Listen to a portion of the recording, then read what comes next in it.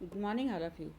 बच्चों, आज हम अपनी पसंद की पुस्तक से पाठ 5 चिट्ठियों की अनूठी दुनिया पढ़ेंगे। तो आइए जानते हैं इस पाठ के लेखक कौन है। इस पाठ के लेखक अरविंद कुमार सिंह जी हैं। बच्चों, अरविंद कुमार सिंह जी का जन्म 11 जुलाई 1962 में बरवारीपुर, सुल्तानपुर, उत्तर प्रदेश में हुआ था।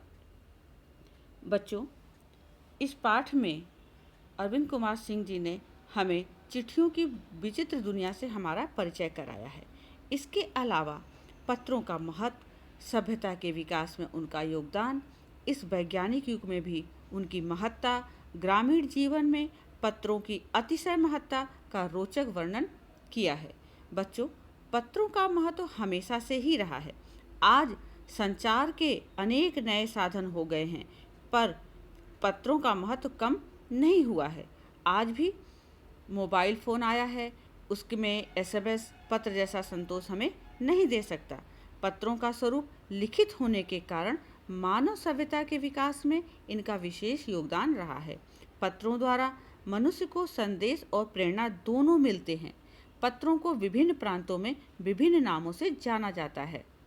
जैसे पत्र को उर्दू में खत, संस्कृत में पत्र, कन्नड़ में कागज, तेलुगु में उरम, जाबू और लेख तथा तमिल में कडिड नाम से जाना जाता है। बच्चों, पत्र हमारी यादों को लंबे समय तक ताज़ा बनाए रखते हैं। भारत प्रतिदिन लगभग 4 करोड़ पत्र डाक में डाले जाते हैं, जो इस बात की लोकप्रियता का प्रमाण है। बच्चों, प्राचीन समय में डाकिये को देखकर लोगों के चेहरे खिल जाते थे। पत्र ही उस समय एक दूसरे के हालचाल जानने का जरिया था। पहले डाकिये का बहुत सम्मान भी किया जाता था। लोगों के लिए वह देवदूत से कम नहीं जाना जाता था। बच्चों, पत्र लोगों के चेहरों पर मुस्कान बिखेर देते थे। पत्र लोगों की जिंदगी का अहम हिस्सा हुआ करता था। पत्रों को बार बार पढ़कर वे आनंद की अनुभूति किया करते थे।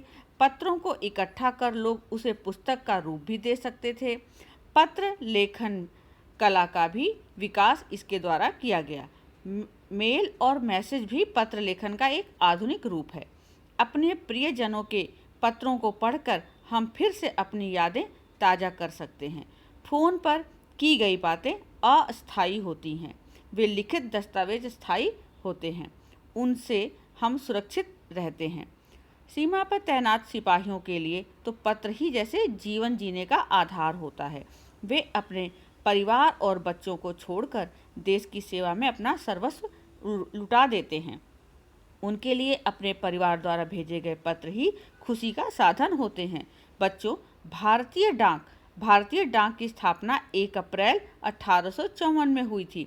आज भी भारत में तकरीबन 4.5 करोड़ पत्र प्रतिदिन डाक में डाले जाते हैं। भले ही अब तक तकनीकियां बदल गई हैं, किंतु डाक विभाग ने भी आधुनिकता और तकनीकी को अपनाकर समय समय पर बदलाव किया है। इस प्रकार से आप देख रहे हैं कि पत्रों की दुनिया में कोई भी परिवर्तन होने के बाद भी हम पत्रों की अहमियत को कम नहीं समझ रहे हैं। तो बच्चों, प्राचीन काल से ही हमारे जीवन में पत्रों का विशेष महत्व रहा है। पत्र न केवल रोगों की जानकारी एक दूसरे तक पहुंचाते हैं, बल्कि वे लोगों की भावना अभिव्यक्ति का भी एक जरिया रहे हैं। निश्चल भाव और विचारों का आदान प्रदान पत्रों द्वारा ही संभव है। पत्र लेखन 2 व्यक्तियों के बीच होता है।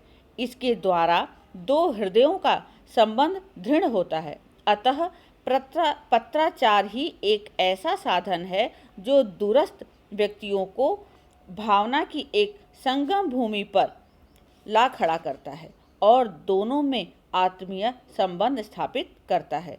बच्चों, हालांकि आधुनिक काल में संचार के बहुत से उत्तम और नवीन साधन मौजूद हैं, लेकिन आज भी लोगों को पत्र लिखना उतना ही पसंद है जितना प्राचीन काल में। जिस प्रकार हम कोई अपने पत्र दिखाता है तो उसको हम पहले अरसों से जैसे जानते हो ऐसा महसूस करते हैं, उसी प्रकार हमें उनके पत्र पढ़कर अच्छा लगता है। ऐसे ही हम भी अपनी आने वाली पीढ़ी को पत्र के महत्व को समझा सकते हैं। बच्चों, आज के समय में बेशक ही बाजार में दुनिया भर के मोबाइल फ़ोन उपलब्ध हैं, लेकिन पत्रों को लिखने और पढ़ने में जो हमें आनंद आता है वह मोबाइल फ़ोन के मैसेज में नहीं आता। मोबाइल फ़ोन में आए संदेश पढ़कर हम जिस प्रकार रद्द कर देते हैं, उसी प्रकार हम अपने पत्रों को पढ़कर रद्द नहीं करते, बल्कि उन्हें हम इसलिए हमें पता चलता है कि पत्रों का हमारे जीवन में कितना विशेष महत्व है। बच्चों, हम पत्र लिखते समय अपनी भावनाओं का सावधानीपूर्वक वर्णन भी करते हैं। यही कुछ ऐसी चीज़ें हैं बच्चों, जिनकी वजह से आधुनिक संचार माध्यम होने के बाद भी पत्र हमारे जीवन में महत्वपूर्ण स्थान रखते हैं। बच्चों, आप देख सकते हैं कि इसमें किस माध्यम से सारे फ़ोन मोबाइल मैसेज के जरिए आपको दिखाया गया है। तो भले ही आज के डिजिटल युग में पत्र अप्रासंगिक हो गए हों और अपने संदेशों को आदान प्रदान के लिए ईमेल, व्हाट्सएप और एसएमएस लोकप्रिय हो गए हों, लेकिन पत्रों का अपना ही एक अलग महत्व था और रहेगा। बच्चों, पत्रों से जो आत्मीयता का बोध होता था, वैसी आत्मीयता का अनुभव ईमेल, व्हाट्सएप आदि से नहीं होता। एक समय था जब अपने प्रियजन के पत्र का कई दिनों से इंतजार रहता था और डाकिया अपने घर के सदस्य की तरह ही लगने लगता था। डाकिये की सूरत देखते ही मन उल्लासित हो जाता था कि शायद अपने किसी प्रियजन का पत्र आया हो, और जब वो पत्र आता था तो उसको पढ़कर मन अंदर तक पुलकित हो जाता था, आत्मीयता से भर जाता था। बार बार उस पत्र को पढ़ते थे हम, ऐसा मन करता था कि बार बार हम उस पत्र को पढ़ें और उसके बारे में जानें।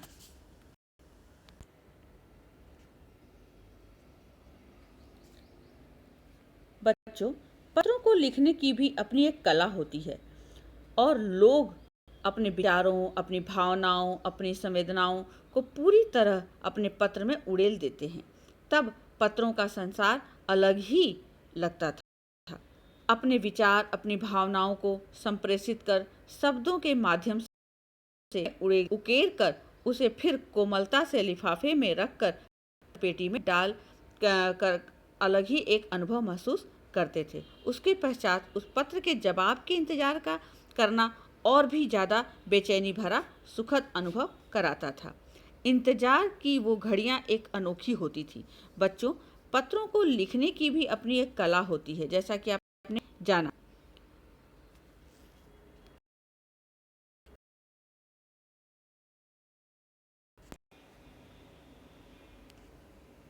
तो बच्चों, आइए अब हम जानते हैं पाठ में अरविंद कुमार जी ने इस लेख में क्या बताया है।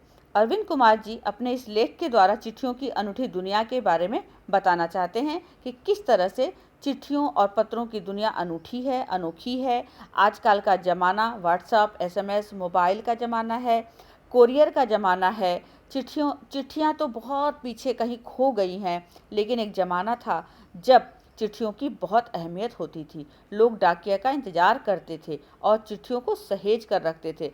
अपने प्रियजनों की चिट्ठियों को सहेज कर रखना और उनकी पुरानी यादों को फिर से ताज़ा करना बहुत ही सरल था। लेखक ने चिट्ठियों की महत्ता के बारे में बताया है कि पहले किस तरह से चिट्ठियाँ आती थीं।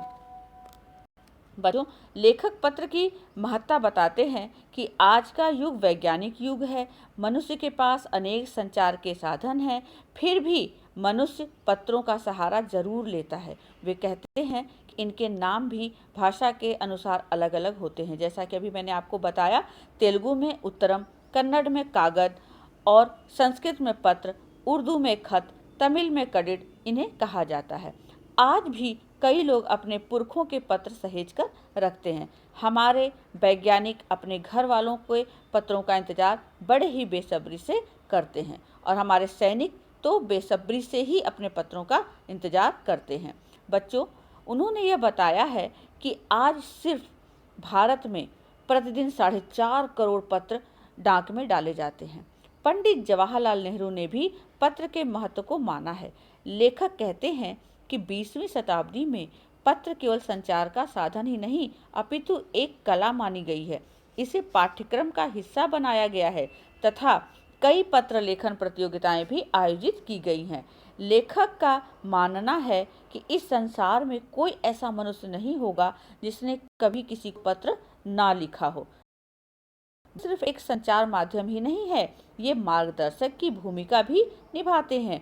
मोबाइल से प्राप्त एसएमएस तो लोग मिटा देते हैं, परंतु पत्र हमेशा सहेज कर रखते हैं। आज भी संग्रहालय में महान हस्तियों के पत्र शोभा बने हुए हैं।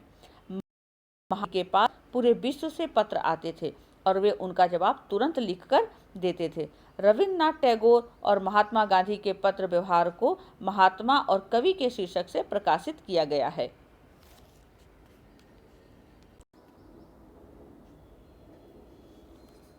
बच्चों, भारत में पत्र व्यवहार की परंपरा बहुत पुरानी है। सरकारी अपेक्षा घरेलू पत्र मुख्य भूमिका निभाते हैं, क्योंकि वे आम लोग होने का काम करते हैं। चाहे गरीब हो या अमीर, सभी को अपने प्रियजनों से प्राप्त पत्र का इंतजार रहता है। गरीब बस्ती में तो मनी ऑर्डर लेकर आने वाले डाकिये को लोग देवता समझते थे। उनके मनी ऑर्डर आने से ही उनके घर में चूल्हा जलता था, यानी खाना बनता था। यानी उनके जो बच्चे बाहर नौकरी करते थे और उनको अपने घर वालों को पैसे भेजते थे, उस पैसों से ही वो अपने घर का राशन, खाना और आग मनी ऑर्डर के द्वारा ही अपने काम को करते थे। अंत में वे कहते हैं कि अत्यधिक संचार साधनों के होने के बावजूद भी पत्रों की अपनी एक महत्वपूर्ण भूमिका है। तो बच्चों, इस प्रकार से आपने देखा कि चिट्ठियों की अनूठी दुनिया कैसी है, जो कि आज भी कायम है और हम इन चिट्ठियों के महत्ता को समझते हैं। तो इस पाठ को पढ़कर आप इसको समझेंगे और इसमें आए कुछ लघु प्रश्न उत्तर भी आप करेंगे। धन्यवाद।